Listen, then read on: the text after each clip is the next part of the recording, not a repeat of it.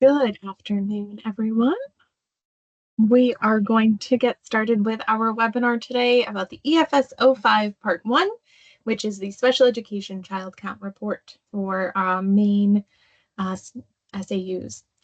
This report is part of October 1 enrollment reporting, so it is in the October 1 report, which we'll get into where to find that and resources for certifying this data.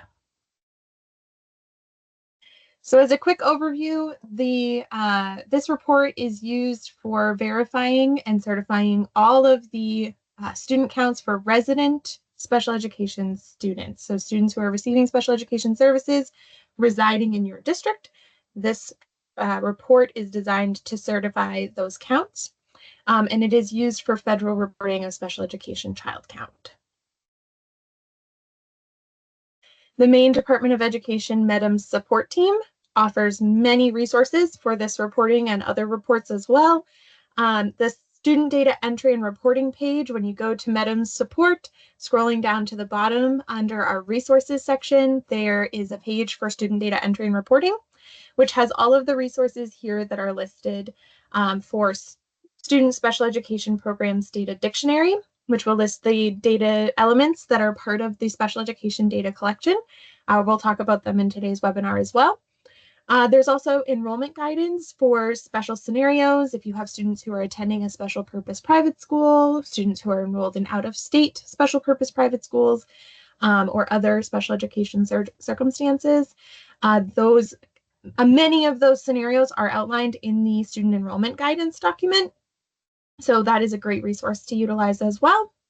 And then the student reporting instructions, there are specific instructions for the special education student count EF-S-05 Part 1, which will go through how to find the report in NEO, what we're looking for in this report, basically today's webinar, but turned into a guidance document. So important dates to keep in mind for this report. The reporting range is October 1st, 2025, and only October 1st, 2025. So we'll talk about what that means in terms of students who count on this report and students who are not counted on this report. But the report will open on October 1st, and certification for the report will not be available until the 16th, actually. So certification will open at midnight on the 15th into the 16th. And so you won't be able to certify this data until that point. And we don't recommend certifying this data until closer to the October 30th date. And the reason for that is that if you have resident students who are attending another school administrative unit in Maine, the data is entered by the attending school. And in that case, that data would impact your report. If your report is certified, it is going to prevent the data from coming in and will prevent the data from getting onto the other district's report as well. In those cases, we have to reach out and ask you to decert, or we decertify your report, and then we ask you to recertify your report. So we do recommend waiting until closer to that October 30th date to certify any of this data, and use the month of October to verify and validate all of the data that's been entered. When we met over the summer, there was talk of using the new system Connect, our new data integration platform. We have since decided that we were going to be using Synergy for that data. This is the case for this report. So all of the special education EF-S-05 Part 1 data will be coming from Synergy data. We have provided information for getting into Connect, so you can start doing some parallel testing. But all of the data that needs to be updated on any reports does need to go through Synergy. So information will flow from your student information system, PowerSchool, Infinite Campus, Rediker, Synergy, Web to School, or maybe you're developing files manually and uploading them into Synergy or directly entering data into Synergy. Once the data are in Synergy, that data will feed into the NEO student data reports. So the EF-S-05 only looks at student enrollments on October 1st with enrollments in Synergy.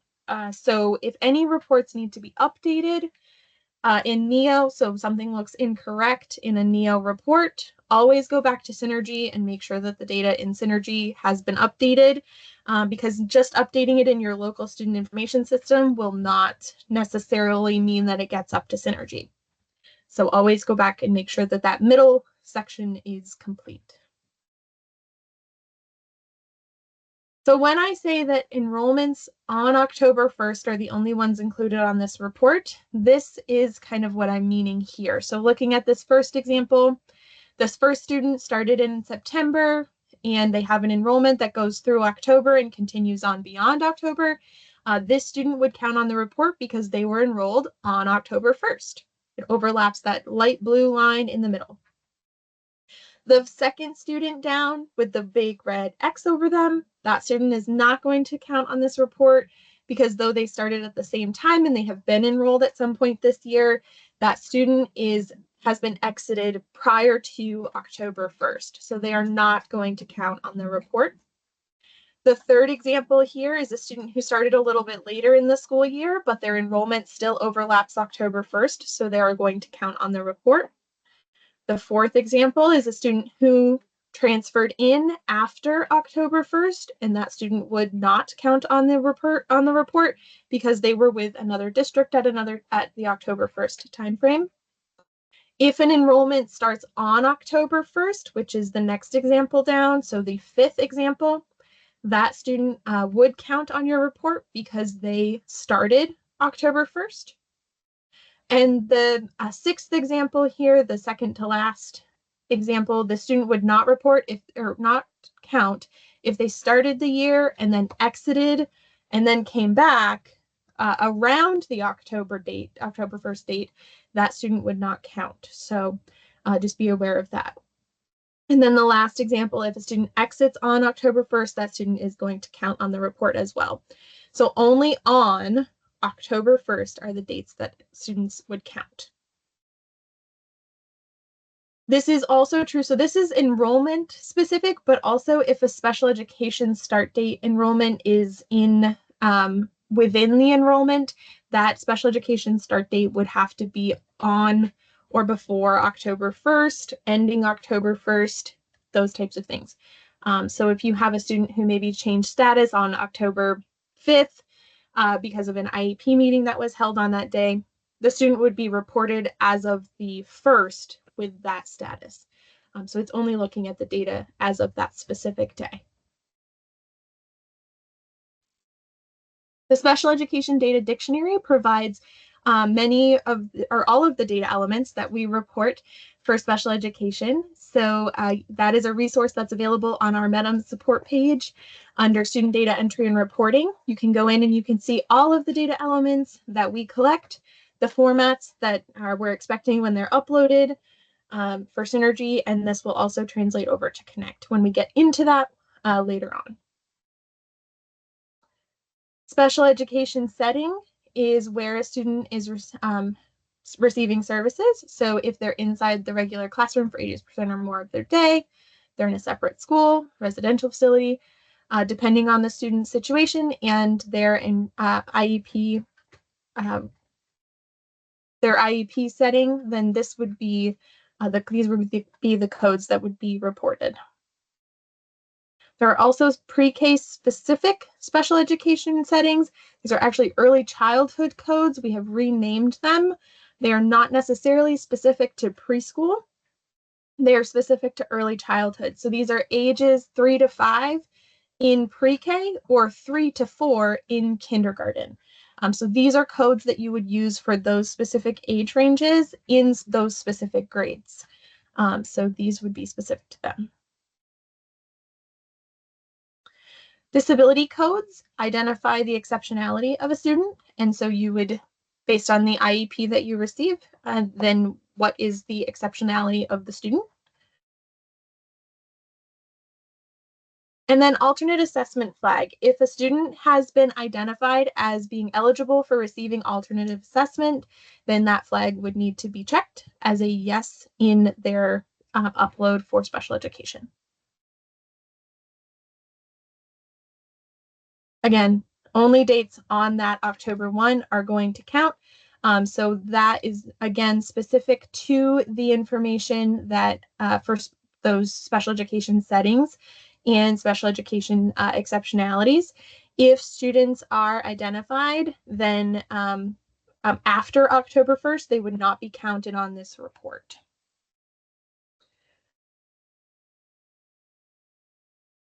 So there's a question in the chat about uploading for 3-year-olds if we're participating in one of the cohorts. Can you review the pre-K codes, what the pre-K codes mean? So yesterday, I actually presented to the cohorts specifically about the data that needs to be entered. If students are attending and they have an active IEP at 3 years old, they would need to be enrolled there. I'm going to leave it by saying that.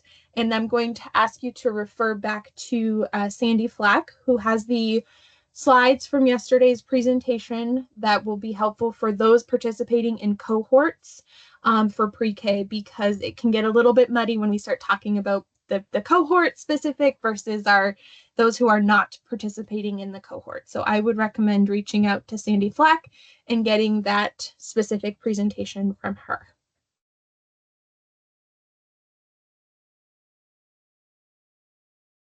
Students who are in special education and only receiving special education from the school, no regular education.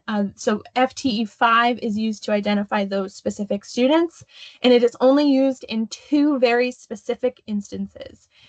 A student can be marked with the FTE-5 flag or FTPT flag 5 if they are receiving special education services from the resident SAU while participating or attending a private school. And they would you can use this flag or the FTE-5 if the student has been expelled and they are still receiving special education services.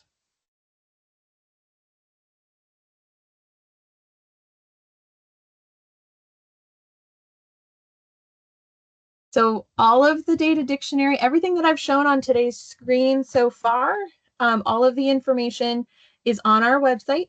All of the information that was in all of the codes that we've talked about so far are listed in the data dictionaries, including the early childhood codes. I see a lot of questions in the chat about that. And so all of the codes for any age range are listed in the data dictionary. Highly recommend taking a look at that. And making sure that you understand those. I'm going to just pause and read some of the questions here before I move on, because the next part is locating the report in NEO.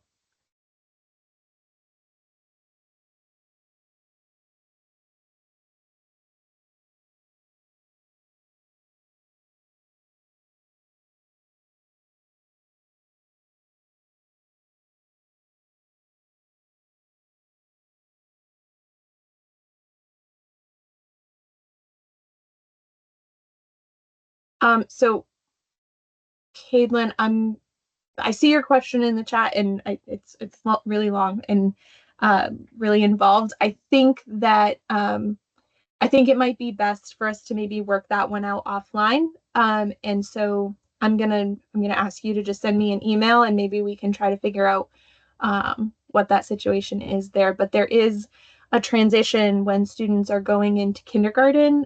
There are different requirements for codes that are supposed to be used for students who are 3 to 5 in pre-K and 3 to 4 in kindergarten versus students who are in regular education. So there are transitions that would still be happening there, but maybe we can work through the awkwardness that you're experiencing in that. Thank you, Sean, for popping that information in the chat. Sandy Flack's contact information has been entered in the chat. For those of you who are participating in a cohort, she would be a great resource to reach out to for those students in the cohort, pre-K cohorts.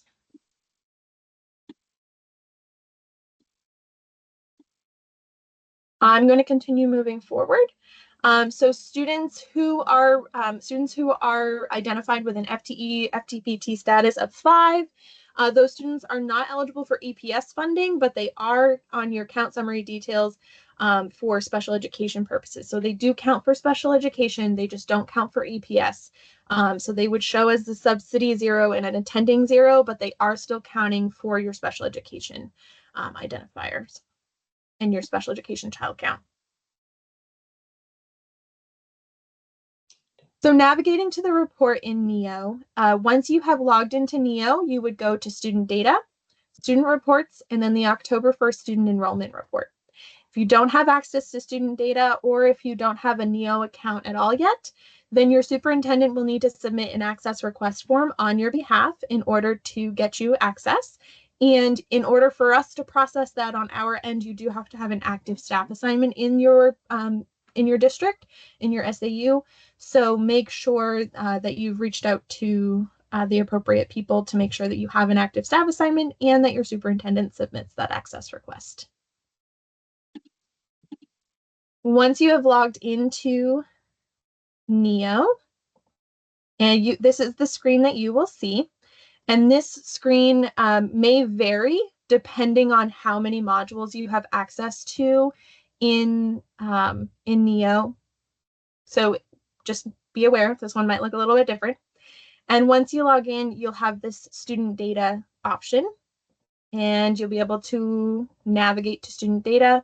Student reports is the next step. You can access student reports through the menu at the top, or at the bottom of under welcome to student data, there's also click here to enter student reports, which will bring up this big long list of reports that are due throughout the year. These are organized by reporting area in alphabetical order. And so if we scroll down a little bit further, there's the October 1st student enrollment count and formerly EPS enrollment. And then a little bit further down in the special services section is the special education child count EF-S-05 Part 1 detail. So the difference between these two things is that the October 1st student enrollment count is where you would review and certify the data. It's just the overall counts of the data, and then you can certify there. And then the special education child count EF-S-05 Part 1 detail, that is just a list of the students who are included on the EF-S-05 Part 1. So you have two different levels of report there.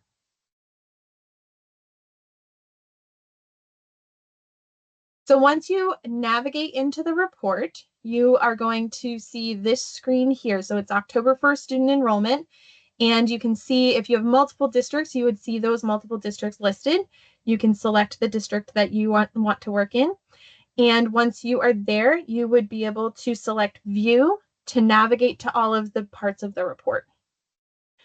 So here, there are different levels that you can also navigate to. You have the review section, which will take you into where the report is certified, but there's also these reports down here at the bottom, which are going to help you to be able to know what the data is that you are actually certifying.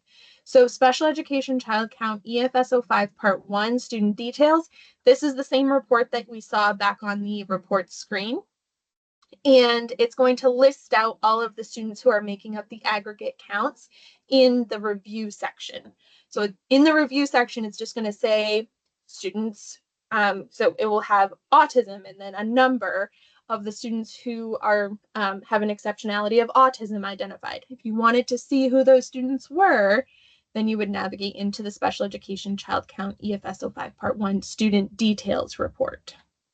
There's also the out-of-district placement report, which will take you out of the to the out-of-district placements that you have, those are the ones that would impact your report that are not your district. Your students are attending elsewhere. You'll be able to see those in this report. And then your attending students are your students who are in your classroom on October 1st, so that you can see those students there. So let's navigate into the overall report. So navigating with review will bring you to this screen here where you'll be able to see all of the child counts are available here. So this top section is the special education child count. This is the EF-S-05 Part 1. This is the part that is certified by your special education director. So it's going to just give you the aggregate counts. Again, if you want to dig into those, you can dig into them with the special education EF-S-05 Part 1 details report. So you can see who's making up those 2 students who are identified with exceptionalities of autism, and your total number of students who are identified with any exceptionality. So this section of the report has to be certified by the special education director. This step does have to come before the second part can be certified. So superintendents will be certifying the bottom section. Special education directors certify the top section. So just be aware of that your superintendent will be looking to special education directors to certify before they do. Again, we do ask that you wait until close to the 30th or the 30th of October before certifying the data, because it will lock other people's reports, and then we have to reach out to you and we have to ask you to recertify your data because we've had to decertify it. So please just be aware that that is a process that does happen very frequently in October. So please just kind of hold off a little bit longer into the month, keep validating your data, and wait until closer to the 30th to certify. So the special education child count details report, that is going to pull out all of the students who are enrolled in Synergy with all of their identified information here. So once you've selected that report and you view into the details report, you'll be able to see students who are attending out of district. So you have a student who's attending in Wonderland, let's say, you have another student who's attending in the district that we're looking at here. And you can also see their exceptionality, their special education setting. This report can be exported. So if you needed to send it to your special education teachers to verify this information, that is an option. So however you want to make sure that this data is complete and correct, you have a couple options there. So not everyone needs an account in Neo. You can also export what you need and securely transfer it to anyone that needs to review. The other report that you can find here is the out-of-district placement report, and this would be for that student who's out of district. You can see that that student is attending elsewhere, and you can see their enrollment information currently. And then the attending student details report would give you your students who are in the classroom. This report is rather long to the right, so if you scroll over to the right, you have a lot more information that's listed here, including special education. We do recommend validating as much as you can with a team of people.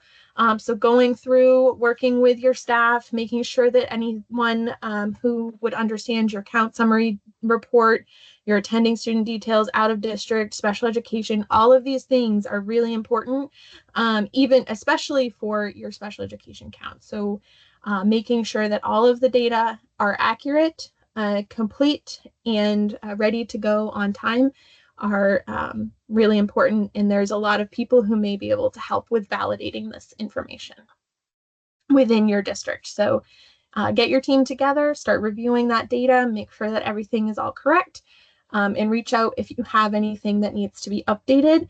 Something I forgot to mention, so once data are in Synergy, once you've entered a special education setting or a special education exceptionality or an exit date, once data in the special education model are entered, they are locked from being edited, because when a new setting, when an IEP change happens and a new setting is put into motion, you actually have to exit the first line and start a new one. But if there's an actual error on the line that needs to be fixed, please contact Medim's support. They'll be able to help you either by deleting the line so you can re-enter it or editing the data that you've entered there.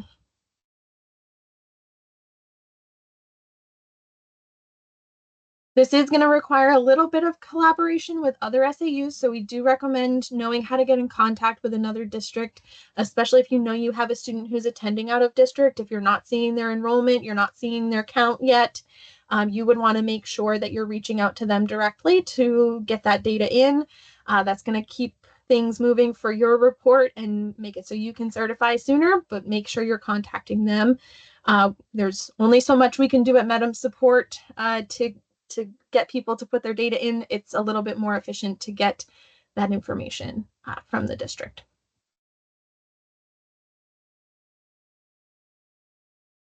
The contact search is available in NEO. Within NEO, it's also available in the schools and SAUs data entry and reporting page and the data warehouse. So there's a couple different options there. Again, we do recommend delaying certification until 1030 to decrease decertification and recertification. So recommended steps for completing this report.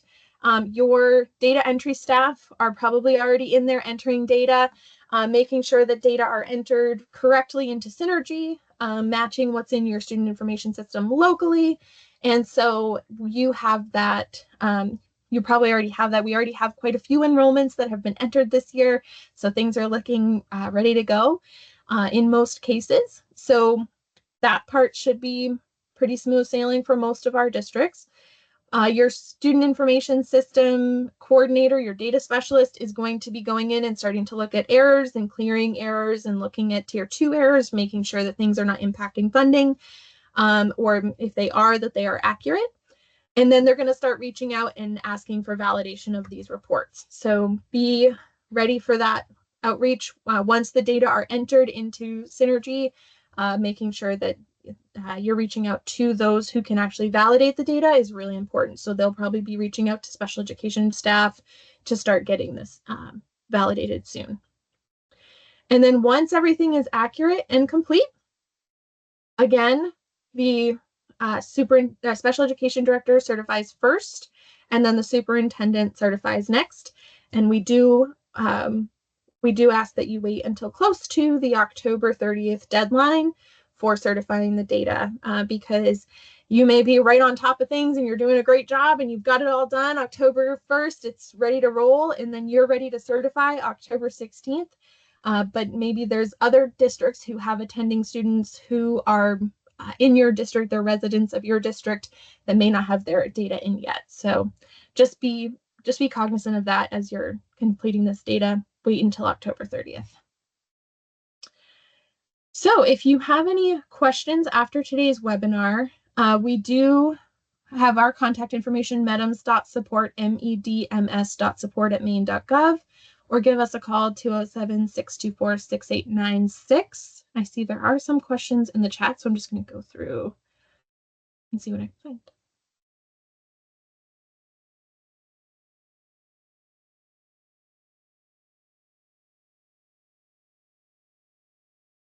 So changes in exceptionality are reported throughout the year. So if a student has a change in their exceptionality, you would change it. This is not just specific to October 1st. As changes are happening in your student and with your students, you should be tracking those as they happen and re-uploading data for reporting. This report is only going to look at October 1st data. So just be aware of that, that this report that we use for EdFax reporting for child count, we want to make sure that it's all correct for this specific date, but making sure that you're changing it as IEPs are updated as well. So if there's a change to exceptionality, that's one of the times that you would change a status. The only other time would be a change in setting. So any change to an IEP, if there's a change to exceptionality or a change to setting, we want to see those changes. So you would exit the line of the current status and then add a new special education enrollment when that IEP goes into effect.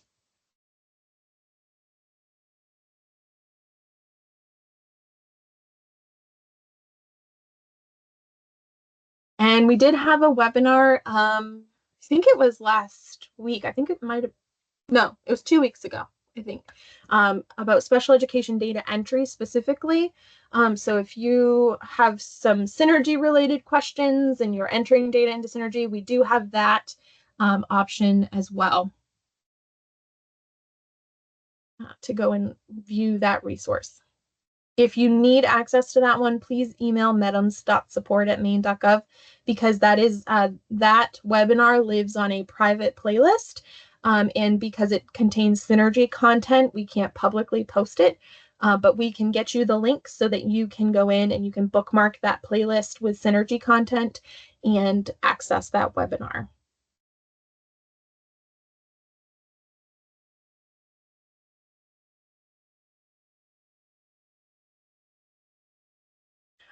So Sean, I don't know if you might have some information about this question that's in the chat. The question is specific I do see it. Yeah, it's specific to the referral process, and that the IEP meeting and the IEP goes into effect on 10/1. Would they enter it as of 10/1? The IEP needs to be in effect on 10/1. And so the scenario they've described, no. They would not count on the October 1 report because an IEP is not in place on October 1. Yeah. Perfect. Yeah, so it's not about when the meeting happens, it's about when the IEP actually goes into effect. So when the effective date of the IEP is 10/1, if it is 10/1, then that student would count on the report. If it's after 10/1, but the meeting happened on 10/1, at the date that the IEP goes into effect would be the date that you would enter, and if it's after 10/1, it's not going to be on this report.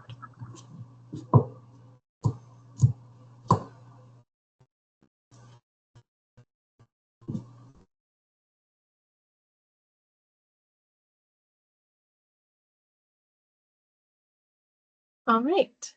I think we have covered everything today, and I'm not seeing any more questions coming in. If questions again come up after today's webinar, please reach out to MEDMS support, medms.support@maine.gov, or give us a call, 624-6896. We'd be happy to help you. And we hope you have a great rest of your day. We are going to go into detail about the EF-S-05 Part 2, which is staff counts, and we'll talk about that on Tuesday when we talk about our October staff collection. So see you then. Thanks, everyone.